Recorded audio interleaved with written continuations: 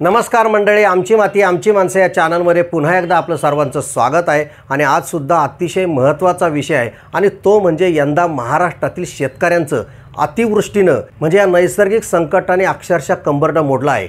अनेकांची घरदारं वाहून गेली, शेती खरडून गेली, विहिरी बुजल्या आणि मोठ्या कष्टाने जी वाचवलेली पिकं होती ती अक्षरशः वाहून गेली।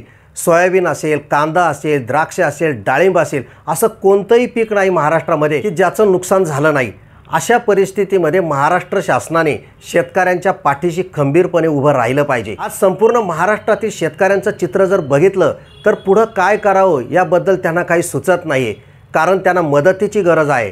सरकारने 31,000 कोटीचं पॅकेज जाहीर केलं आहे आणि त्यावरच चर्चा रंगतात। विरोधी पक्ष असतील किंवा त्यामधील जे काही तज्ञ मंडळी असतील ते त्याबद्दल चर्चा करतात, परंतु आजची वास्तविक स्थिती अशी आहे की तातडीने शेतकऱ्यांना मदतीची गरज आहे। दिवाळीचं पर्व चालू आहे आणि यंदा शेतकऱ्यांची दिवाळी ही अंधारातच जाणार आहे। शेतकऱ्यांकडे जेव्हा पैसा येतो तेव्हा बाजारामध्ये रौनक येते, व्यापाऱ्यांना याचा फायदा होतो। आज महाराष्ट्रातील शेतकऱ्यांना जर मदत केली तरच महाराष्ट्रातील जे काही दिवाळीचं सण आहे किंवा इतर जे त्यावरती आधारित उद्योग व्यवसाय असतील त्यांना सुद्धा त्याचा फायदा होणार आहे। परंतु सध्याची परिस्थिती जर बघितली तर दिवाळीमध्ये शेतकऱ्यांना मदत मिळेल आणि शेतकऱ्यांची दिवाळी गोड होईल यावर मात्र प्रश्नचिन्ह दिसतं आहे। नैसर्गिक आपत्तीला तोंड देऊनही काही शेतकऱ्यांनी आपली जे शेतमाल आहे चांगल्या प्रकारे तयार केला, ज्यांनी थोडाफार जो वाचलेला होता त्याकडे लक्ष घातलं आणि मोठ्या प्रमाणावर खर्च सुद्धा केला। आणि असं करून सुद्धा शेतकऱ्यांना जेव्हा मार्केटमध्ये माल नेल्यानंतर भाव मिळत नसेल तर शेतकरी हवालदिल नाही होणार तर काय होईल। आज अशी परिस्थिती आहे, काही शेतकऱ्यांनी टोमॅटो वाचवला आणि त्यावर खर्चसुद्धा केला, परंतु टोमॅटोचा बाजारभाव जर बघितला तोही 100, 150, 200 कधीतरी 300-400 रुपयापर्यंत तो जातो, परंतु शेतकऱ्याचा जो खर्च आहे तो त्यामधून निघत नाही। एकरी 1 लाखापर्यंत खर्च होतो आणि जर 30-35 हजार रुपये उत्पन्न मिळत असेल तर शेतकऱ्यांच्या जे घरातील माणसं राबतात त्यांचीसुद्धा मजुरी मिळत नाही आणि अशा परिस्थितीत शेतकऱ्याने जगायचं कसं। तीच परिस्थिती कांदा उत्पादकांच्या बाबतीत आहे।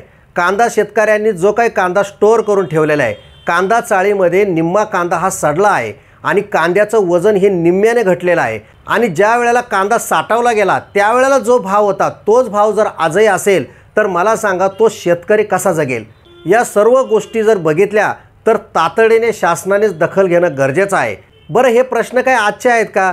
तर कांद्याचा प्रश्न तर हा कायमस्वरूपी आहे। जेव्हा जेव्हा कांद्याला 4 पैसे मिळतात म्हणजे शेतकऱ्यांच्या खिशात 4 पैसे यायला सुरुवात होते त्यावेळेला सरकार निर्यात बंदी करते आणि कांद्याचे भाव पडतात। त्यानंतर जेव्हा जेव्हा कांद्याचा भाव वाढल्यानंतर समाजातून ओरड होते, ग्राहकांकडून ओरड होते, तेव्हा कांद्याचे बाजार कमी होतात। आणि आता जेव्हा शेतकऱ्यांना उत्पादन खर्चही निघत नाही तेव्हा मात्र कोणीही ओरड करत नाही आणि कोणीही त्यासाठी मदत करायला पुढे येत नाही।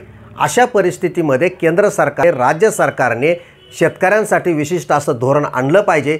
कोणत्या भागात कोणता शेतमाल येतो हे सर्व गोष्टी शासनाला माहिती आहे। जर शेतीबद्दलचं योग्य धोरण जर शासनाने राबवलं तर मला असं वाटतं सर्वच जे पिकं आहेत म्हणजे सर्वच शेतकऱ्यांना त्याचा फायदा होईल। त्यानंतर दुसरा एक भाग म्हणजे आपल्याकडे कोरडवाहू शेती मोठ्या प्रमाणावर आहे आणि अशा ठिकाणी सोयाबीनचं उत्पादन मोठ्या प्रमाणावर घेतलं जातं। यावर्षी सोयाबीन उत्पादक आहेत त्यांचे तर प्रचंड हाल झालेला आहे। मोठ्या प्रमाणावर सोयाबीनचं नुकसान झालेलं आहे आणि हे जे नुकसान आहे ते इतकं आहे की शेतकऱ्याच्या हातात काहीही येणार नाही। आता जे काही शेतकऱ्यांचं सोयाबीन वाचलेलं आहे त्याचा बाजारभाव जर बघितला तो सरासरी 3800 ते 3900 रुपये असा आहे। म्हणजे शासनाने 5300च्या वरती हमीभाव दिलेला आहे, परंतु त्या हमीभावाने सोयाबीन आज खरेदी केली जात नाही। व्यापारी त्याला वेगवेगळे कारणं सांगतात की सोयाबीन ओलं आहे, सोयाबीन खराब आहे किंवा सोयाबीनवर डाग पडलेले आहे। त्यामुळे शेतकऱ्यांना जे काही थोडीफार आशा आहे ती सुद्धा धूसर झालेली आहे। त्यामुळे हा मोठ्या प्रमाणावर सोयाबीन उत्पादक शेतकरी आहे तो कधी नव्हे एवढा संकटात सापडलेला आहे, त्यामुळे त्याला सुद्धा भरघोस अशी मदतीची गरज आहे। यंदा अतिवृष्टीने तीच परिस्थिती मोसंबी असेल, संत्रा असेल, डाळिंब असेल आणि द्राक्षाबद्दल सुद्धा झालेली आहे। द्राक्षाबद्दल तर शेतकऱ्यांना यावर्षी लाखो करोडाचा फटका बसेल अशी परिस्थिती निर्माण झालेली आहे, कारण सततचा पाऊस, हवामान सतत बदललेलं आहे आणि अनेक शेतकऱ्यांनी म्हणजे जे द्राक्ष बागायतदार शेतकरी आहे त्यांनी अशी चिंता व्यक्त केली आहे की यावर्षी आमच्या द्राक्षाला घड निघतील का नाही आणि जर घड निघाले तर ते टिकतील का नाही अशी परिस्थिती आहे। आता सर्वच शेतकऱ्यांच्या बाबतीत जर नैसर्गिक आपत्ती आलेली असेल तर शासनाने जी काही मदत करायची असेल ती सरसकट केली पाहिजे। प्रसंगी एखादा मोठा प्रोजेक्ट बाजूला ठेवून शेतकऱ्यांसाठी मदत करायला पाहिजे। कारण शेतकरी जर जागला, कारण आपण म्हणतो शेतकरी हा अर्थव्यवस्थेचा कणा आहे आणि तो जर जागला तरच इतर लोक जगतील। त्यासाठी थोडंफार शेतकऱ्यांसाठी कर्ज झालं तरी शासनाने तशी हिंमत दाखवली पाहिजे आणि आत्ताच्या घडीला मदत करण्याची गरज आहे। फक्त पॅकेजच्या घोषणा करण्यापेक्षा प्रत्यक्षात मदत कशी मिळेल या पद्धतीने विचार करायला पाहिजे।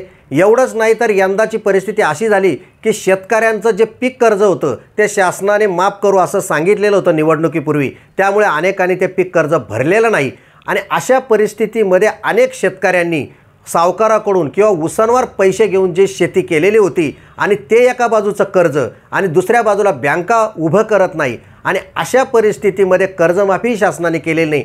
त्यामुळे किमान ही पीक कर्ज माफी तरी शासनाने करायला पाहिजे। दुसरी एक महत्त्वाची गोष्ट म्हणजे यंदाच्या अतिवृष्टीने अनेकांच्या जमिनी या खरडून गेलेल्या आहेत, जमिनीमधील माती सर्व वाहून गेलेली आहे आणि शासनाने हेक्टरी 3,47,000 रुपये जाहीर केलेले आहे, परंतु ते सुद्धा आता मिळतील याची सुतराम शक्यता नाही। कारण त्यामध्ये NDRFच्या नियमानुसार जे अल्पभूधारक शेतकरी आहे किंवा अत्यल्प भूधारक शेतकरी आहेत त्यांनाच ही मदत मिळणार आहे आणि त्यापुढचे जे शेतकरी आहेत ते मात्र याला पात्र ठरणार नाहीत। मग अशा परिस्थितीमध्ये शेतकऱ्यांनी काय करायचं? कारण जे पात्र शेतकरी आहेत त्यांना सुद्धा फक्त वरचे 47,000 रुपये मिळणार आहे आणि बाकीचे जे पैसे आहे म्हणजे जे 3 लाख रुपये ते रोजगार हमी योजनेतून, म्हणजे जेव्हा ती रोजगार हमी योजनेतून त्याला मंजुरी मिळेल आणि ती मंजुरी कधी मिळेल हे आपल्याला सगळ्यांना माहिती आहे, कदाचित 1 वर्षसुद्धा निघून जाईल।